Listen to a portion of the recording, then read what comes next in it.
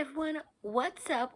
Welcome back. I hope you're all doing really well, and I hope you're in the mood for a short story, because I've got another edition of Tales from 1001 Nights. So this will be the third installment, and hopefully this one turns out really well. It might be vaguely familiar. Well, at least some aspects of it, hopefully, because it's the Fisherman and the Jinnie. So, yep, it's a nice short one. And I might get a co-host, who knows. He said hi, and then he went off to go, clean his paws. So, and the other one's giving me sad face. But that's what she does, because she just had breakfast and wants seconds. Once upon a time, there was a poor fisherman who had a wife and 3 children to support. He used to cast his net 4 times a day. It chanced that one day, he went down to the sea at noon and, reaching the shore, set down his basket, rolled up his shirt sleeves, and cast his net far out into the water. After he had waited for it to sink, he pulled on the cords with all his might. The net was so heavy that he could not draw it in. So he tied the rope ends to a wooden stake at the bench, or on the beach, putting off his clothes, dived into the water, and set to work to bring it up. When he had carried it ashore, however, he found in it a dead donkey. "Well, by Allah, this is a strange catch," cried the fisherman, disgusted at the sight, as he should be. After he had freed the net and wrung it out, he waded out into the water and cast it again, invoking Allah's help. But when he tried to draw it in, he found it even heavier than before. Thinking that he had caught some enormous fish, he fastened the ropes to the stake and, diving in again, brought up the net. This time he found a large earthen vessel filled with mud and sand. Angrily, the fisherman threw away the vessel, cleaned his net, and cast it for the 3rd time. He waited patiently, and when he felt the net grow heavy, he hauled it in, only to find it filled with bones and broken glass. In despair, he lifted his eyes to heaven and cried, "Allah knows that I cast my net only 4 times a day. I have already cast it for the 3rd time and caught no fish at all. Surely he will not fail me again." With this, the fisherman hurled his net far out into the sea and waited for it to sink to the bottom. When at length he brought it to land, he found in it a bottle made of yellow copper. The mouth was stopped with lead and bore the seal of our master Solomon, son of David. The fisherman rejoiced and said, "I will sell this in the market of the coppersmiths. It must be worth 10 pieces of gold." He shook the bottle, and finding it heavy, thought to himself, "I will first break the seal and find out what is inside." The fisherman removed the lead with his knife and again shook the bottle, but scarcely had he done so when there burst from it a great column of smoke, which spread along the shore and rose so high that it almost touched the heavens. Taking shape, the smoke resolved itself into a genie of such prodigious stature that his head reached the clouds, while his feet were planted on the sand. His head was a huge dome, and his mouth wide as a cavern, his teeth ragged like broken rocks. His legs towered like masts of ships. His nostrils were 2 inverted bowls, and his eyes blazed like torches, made his aspect fierce and menacing. And we even get a nice little picture there. Kind of, dark, but the sight of this genie struck terror in the fisherman's heart. His limbs quivered, his teeth chattered together, and he stood rooted to the ground with parched tongue and staring eyes. "There is no God but Allah, and Solomon is his prophet," cried the genie. Then, addressing himself to the fisherman, he said, "I pray you, mighty prophet, do not kill me. I swear never again to defy your will or violate your laws." "Blasphemous giant," cried the fisherman, "do you presume to call Solomon the prophet of Allah? Solomon has been dead these 1800 years, and we are now approaching the end of time. But what is your history, pray, and how came you to be imprisoned in this bottle?"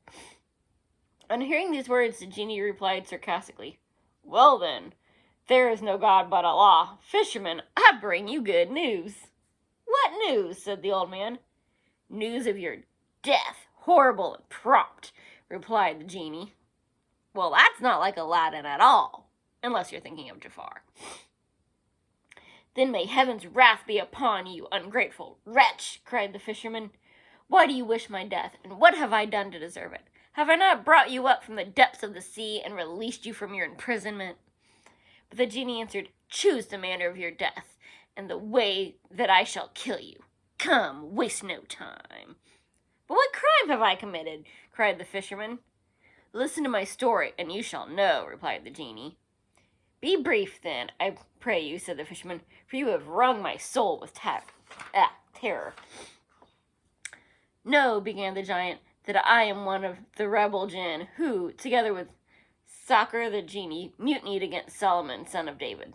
Solomon sent against me his vizier Asaf ben Barakim, I have no idea how to say that, who vanquished me despite my supernatural power and led me captive before his master. Invoking the name of Allah, Solomon adjured me to embrace his faith and pledge him absolute obedience. I refused, and he imprisoned me in this bottle, upon which he set a seal of lead, bearing the name of the Most High. Then he sent for several of his faithful jinn, who carried me away and cast me into the middle of the sea. In the ocean depths I vowed, I will bestow eternal riches on him who sets me free. But 100 years passed away, and no one freed me. In the second 100 years of my imprisonment, I said, for him who frees me, I will open up the buried treasures of the earth. And yet no one freed me, whereupon I flew into a rage and swore, I will kill the man who sets me free, allowing him only to choose the manner of his death. No, it was you who set me free. Therefore, prepare to die and choose the way I shall kill you. Oh, wretched luck that it should have fallen to my lot to free you, exclaimed the fisherman.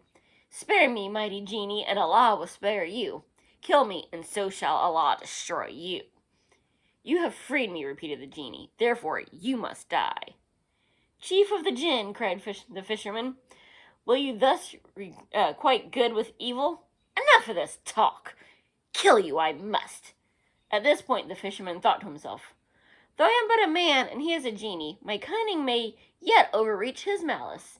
Then, turning to his adversary, he said, before you kill me, I beg you in the name of the Most High, engraved on Solomon's seal, to answer me one question truthfully. The genie trembled at the mention of the name, and, when he had promised to answer truthfully, the fisherman asked, how could this bottle, which is scarcely large enough to hold your hand or foot, ever contain your body? Do you dare doubt that? Roared the genie indignantly. I will never believe it, replied the fisherman, until I see you enter this bottle with my own eyes. Clever guy, methinks. Upon this, the genie trembled from head to foot and dissolved into a column of smoke, which gradually rounded itself into the bottle and disappeared inside. At once the fisherman snatched up the leaden stopper and thrust it into the mouth of the bottle. When he called out to the genie, choose the manner of your death and the way that I shall kill you. By Allah, I will throw you back into the sea and keep watch on the shore to warn all men of your treachery. When he heard the fisherman's words, the genie struggled desperately to escape from the bottle, but was prevented by the magic seal. He now altered his tone and, assuming a submissive air, assured the fisherman that he'd been jesting with him and implored him to let him out. But the fisherman paid no heed to the genie's entreaties and resolutely carried the bottle down to the sea. What are you doing with me? Whimpered the genie helplessly. I'm going to throw you back into the sea, replied the fisherman. You have lain in the depths 1,800 years, and there you shall remain till the last judgment. Did I not beg you to spare me so that Allah might spare you? But you took no pity on me, and he has now delivered you into my hands. Let me out, cried the genie in despair, and I will give you fabulous riches. Perfidious genie, retorted the fisherman, you justly deserve the fate of the king in the tale, Yunnan and the doctor. What tale is that? Asked the genie. And I'm guessing that's the one, yep, that's a story that I will have for you next week. Hopefully you enjoyed this one, and I will see you soon. Bye. Happy reading.